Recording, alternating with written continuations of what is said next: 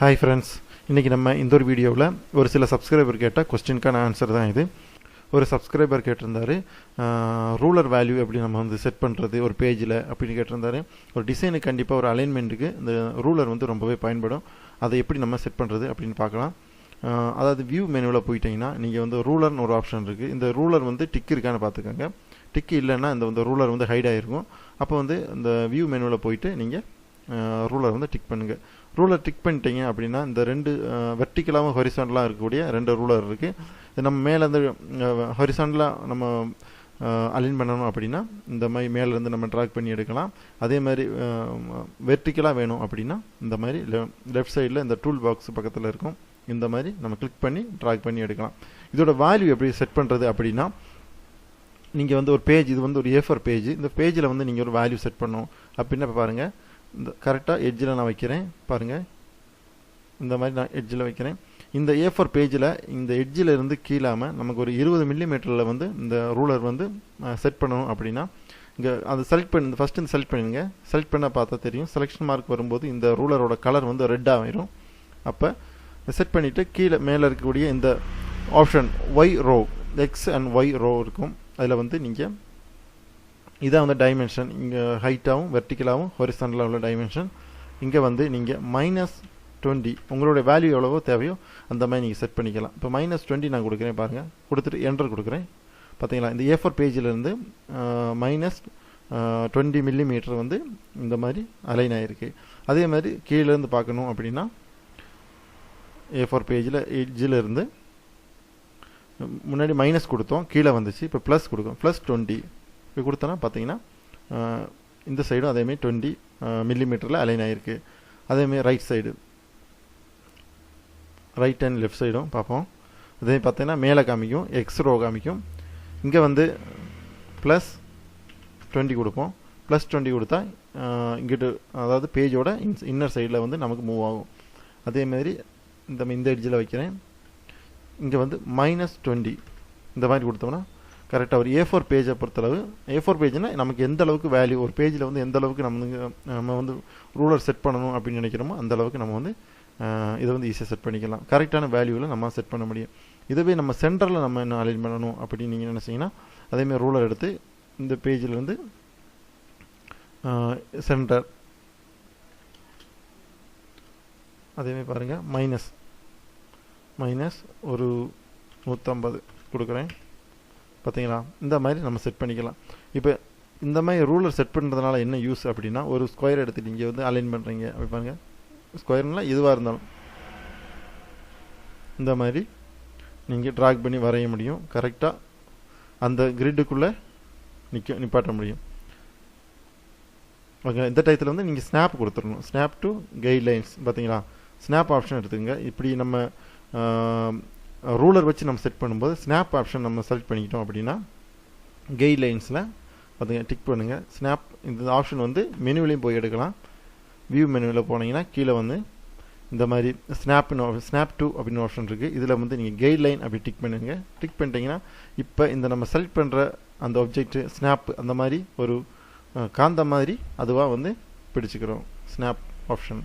ஓகேங்களா, இந்த மாதிரி ரூலர் நம்ம செட் பண்ணிவிட்டு நம்ம ஈஸியாக வந்து ஒரு ஆப்ஜெக்டை க்ரியேட் பண்ணி அதை வந்து அலைன் பண்ண முடியும். ஓகேங்களா, அப்போ இந்த ஒரு சந்தேகம் உங்களுக்கு தீர்ந்துருக்குன்னு நினைக்கிறேன் அந்த நண்பருக்கு. சரி, அப்போ இன்னொருத்தர் கேட்டிருந்தார், அதாவது பிரிண்ட் கொடுக்கும்போது இந்த ரூலரும் சேர்ந்து பிரிண்ட் வருது அப்படின்னு சொல்லியிருந்தார். அதுக்கு காரணம் என்னென்னா ஒரு ஒரு சின்ன ஆப்ஷன் தான். அதாவது நீங்கள் வந்து டூல்ஸ் ஆப்ஷனில் போயிட்டு இந்த ஆப்ஜெக்ட் மேனேஜர் அப்படின்னு ஒரு ஆப்ஷன் இருக்குது. அதை நீங்கள் கிளிக் பண்ணுங்கள். ஆப்ஜெக்ட் மேனேஜர் அதை நீங்கள் கிளிக் பண்ணிங்கன்னா இந்த ரைட் சைடில் இந்த மாதிரி ஆப்ஷன் வரும். இதில் நம்ம கொடுத்துருப்பாங்க, அதாவது மாஸ்டர் பேஜ், பேஜ் 1, பேஜ் 2 அந்த மாதிரி இருக்குது. ஒவ்வொரு பேஜிலும் இருக்கக்கூடிய ஆப்ஷன் தான் அது. இது வந்து நம்ம ஃபோட்டோஷாப்லாம் ஒர்க் பண்ணுறவங்களாம் தெரியும், லேயர் பேஸ் பண்ணி வரும். அப்போ இதில் வந்து பார்த்தீங்கன்னா இங்கே ஒரு ஐக்கான் இருக்குது. அது பிரிண்ட்டுக்கான ஐக்கான் எல்லாமே வந்து டிசேபிள் பண்ணியிருக்கோம். இதில் வந்து கீழே பார்த்தீங்கன்னா மாஸ்டர் பேஜில் கைட் ஆல் பேஜஸ் அப்படின்னு இருக்கு. அது கைடஸ் ஆல் பேஜஸ்ன்னு இருக்குது. இதில் வந்து இந்த ஆப்ஷன் வந்து எனேபிள் ஆகியிருந்துச்சுன்னா உங்களுக்கு வந்து நீங்கள் பிரிண்ட் கொடுக்கும்போது இந்த ரூலர் வேல்யூவும் வந்து உங்களுக்கு வந்து பிரிண்டில் வரும். இப்போ பாருங்கள், ஃபார் எக்ஸாம்பிள் நான் ஒரு பிரிண்ட் ப்ரிவியூ காமிக்கிறேன். இப்போ நான் பிரிண்ட் கொடுக்குறேன் பாருங்கள். பிரிண்ட் ப்ரிவ்யூ பாருங்கள். இந்த ப்ரிவியூவில் பாருங்கள், இந்த மாதிரி அந்த நம்ம செட் பண்ண அந்த ரூலரும் வந்து இந்த பிரிண்டில் ஆப்ஷன் காமிக்குது. அப்போ என்ன ஆகும்னா இது வந்து பிரிண்ட் கொடுக்கும்போது இந்த ரூலரும் வந்து பிரிண்ட் ஆகும். அதே நேரத்தில் இந்த பாருங்கள், இதை ஹைடு பண்ணிடுவோம். இப்போ பாருங்கள், நான் பிரிண்ட் ப்ரிவ்யூ எடுக்கிறேன். மறுபடியும் ஒரு ஒப்ஜெக்ட் வந்து நம்ம ஏதாவது ஒரு ஒப்ஜெக்ட் இருந்தால் தான் பிரிண்ட் ஆப்ஷன் நமக்கு வந்து விசிபிள் ஆகும். அதனால் ஜஸ்ட் ஒரு ரெக்டாங்குலர் ஒன்று க்ரியேட் பண்ணியிருக்கேன். இப்போ பாருங்கள், பிரிண்ட் ஆப்ஷன் கொடுக்குறேன். பார்த்தீங்களா, இப்போ வந்து அந்த ரூலர் வந்து நமக்கு பிரிண்டில் தெரியாது. ஓகேங்களா, அப்போ இந்த ஆப்ஷனை வந்து நீங்கள் கவனிச்சுக்கணும். இந்த மாதிரி வந்துச்சுன்னா கண்டிப்பாக இந்த செட்டிங்ஸை வந்து நீங்கள் சேஞ்ச் பண்ணிக்கோங்க. ஓகே, அடுத்து வந்து அடுத்த ஒரு நண்பர் கேட்ட ஒரு கொஸ்டின் என்னென்னா, ஒரு கலர் ஃபில் பண்ணும்போது இன்சைட் கலர், அதாவது ஒப்ஜெக்டோட இன்னர் கலர், அதாவது ஃபில் கலர், அப்புறமா அவுட்லைன் கலர், இது ரெண்டும் வந்து ஃபில் பண்ணும்போது அதாவது ரிமூவ் பண்ணும்போது ஒன்றா ரிமூவ் ஆகிடுது அப்படின்னு சொல்லியிருந்தாரு. அதாவது நீங்கள் சாதாரணமாக ஒரு கலர் ஃபில் பண்ணுறீங்க அப்படின்னா, இது ஒரு ஸ்கொயர் ஒரு ஷேப் கொடுத்துக்கிறேன். ஓகே, இப்போ வந்து இந்த ஒரு ஆப்ஜெக்ட்டுக்கு நான் வந்து கலர் ஃபில் பண்ணுறேன் அப்படின்னா ஜஸ்ட் ஒரு ப்ளூ கலர் ஃபில் பண்ணுறேன். இதோட அவுட்லைன் வந்து பிளாக் இருக்குது. இதுக்கு வந்து நீங்கள் வந்து ரிமூவ் பண்ணுறோம், இந்த அவுட்லைன் வந்து ரிமூவ் பண்ணும்போது நீங்கள் வந்து இங்கே மேலே பார்த்தீங்களா, இந்த கலர் பேலட்டில் இருக்கக்கூடிய இந்த இண்டு மார்க் பார்த்தீங்கன்னா, இண்டு மார்க்கை வந்து ரைட் கிளிக் பண்ணால் இந்த மாதிரி ரிமூவ் ஆயிரும். அதே நேரத்தில் நீங்கள் ரைட் கிளிக் பண்ணாமல் நீங்கள் லெஃப்ட் கிளிக் பண்ணிங்கன்னா இன்சைட் கலர் தான் வந்து, அதாவது ஃபில் கலர் மட்டும்தான் வந்து ரிமூவ் ஆகும். ஓகேங்களா, இந்த கான்செப்டை நீங்கள் ஞாபகம் வச்சுக்கோங்க. அதேமாதிரி கலர் ஃபில் பண்ணணும் அப்படின்னாலும் லெஃப்ட் கிளிக் பண்ணிங்கன்னா கலர் ஃபில்லும், ரைட் கிளிக் பண்ணிங்கன்னா அவுட்லைன் கலர் ஃபில்லும் வரும். ஓகேங்களா, இது இப்போ இதில் நீங்கள் இப்போ பாருங்கள், ஸ்டாக் இந்த மாதிரி இருக்குது. இந்த அவுட்லைனை வந்து நான் ஃபுல்லாக ரிமூவ் பண்ணணும் அப்படின்னா ஒன்று இந்த இண்டு மார்க் இருக்குது பார்த்தீங்களா, கலர் பேலட்டில் இண்டு மார்க்கை ரைட் கிளிக் பண்ணுங்கள். இல்லைன்னா இங்கே ஹேர்லைன் அந்த பாயிண்டில் போய் நன் கொடுத்தா நீங்கள் வந்து ரிமூவ் பண்ணிடலாம். ஒரு சில சின்ன சின்ன ஆப்ஷன்ஸ் தான், அதை நம்ம வந்து சரியாக தெரியாதனால நமக்கு கொஞ்சம் கஷ்டமாக இருக்கும். ஓகேங்களா, அப்போ அந்த ஒரு சந்தேகம் அந்த நண்பருக்கு சரியாக புரிஞ்சிருக்கும்னு நினைக்கிறேன். அடுத்த ஒரு சந்தேகம் கேட்டிருந்தார் ஒரு நண்பர். அவருக்கான ஒரு, அதாவது ஒரு டாக்குமெண்ட்டில் வந்து நம்ம க்ரியேட் பண்ணுற கலர்ஸ் வந்து நமக்கு மறுபடியும் யூஸ் பண்ணணும் அப்படின்னா அந்த கலர் பேலட்டை வந்து நம்ம எப்படி க்ரியேட் பண்ணுறது அப்படின்றது கேட்டிருந்தாரு. அதை நான் வந்து முன்னாடி ஒரு வீடியோவில் சொல்லியிருந்தேன், கலர் பேலட்டை பற்றி உள்ள வீடியோவில் நான் சொல்லியிருந்தேன். இருந்தாலும் இந்த ஒரு வீடியோவில் சொல்கிறேன். அதாவது நீங்கள் வந்து இப்போ ஒரு டாக்குமெண்ட்டில் நீங்கள் க்ரியேட் பண்ணுறீங்க, அதை க்ரியேட் பண்ணுற நம்ம அந்த டாக்குமெண்ட்டில் தேவையான ஒரு குறிப்பிட்ட கலர் மட்டும் நமக்கு வந்து அடிக்கடி நம்ம யூஸ் பண்ணுறோம் அப்படின்ற சூழ்நிலை என்ன பண்ணோம்னா, விண்டோ மெனுவில் போங்க. விண்டோ மெனுவில் போயிட்டு இங்கே கலர் பேலட் அப்படின்னு ஒரு ஆப்ஷன் இருக்குது.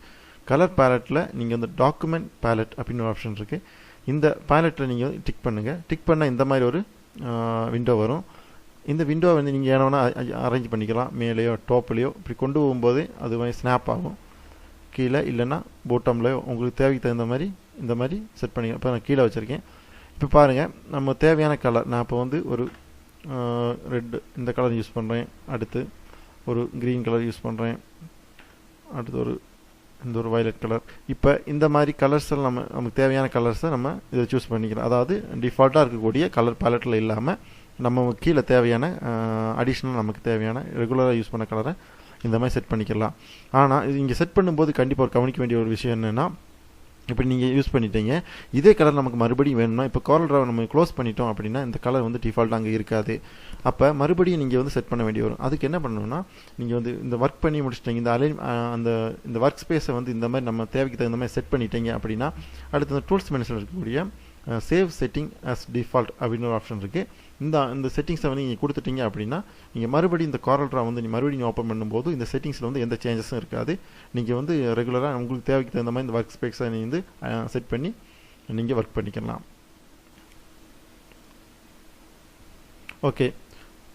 ஓகே ஃப்ரெண்ட்ஸ், அப்போ இந்த ஒரு வீடியோவில் உங்களுக்கு நிறைய விஷயங்கள் புரிஞ்சிருக்கும், சந்தேகங்கள்லாம் தீர்ந்துருக்கும்னு நினைக்கிறேன். ஏதாவது சந்தேகங்கள் இருந்துச்சுன்னா நீங்கள் கீழே கமெண்ட் பாக்ஸில் கமெண்ட் பண்ணுங்கள். நான் முடிஞ்சளவு மேக்ஸிமம் உங்களுக்கு வந்து ரீப்ளை கொடுக்குறேன். மீண்டும் அடுத்த ஒரு நல்ல ஒரு வீடியோவில் சந்திப்போம். தேங்க்ஸ் ஃபார் வாட்சிங்.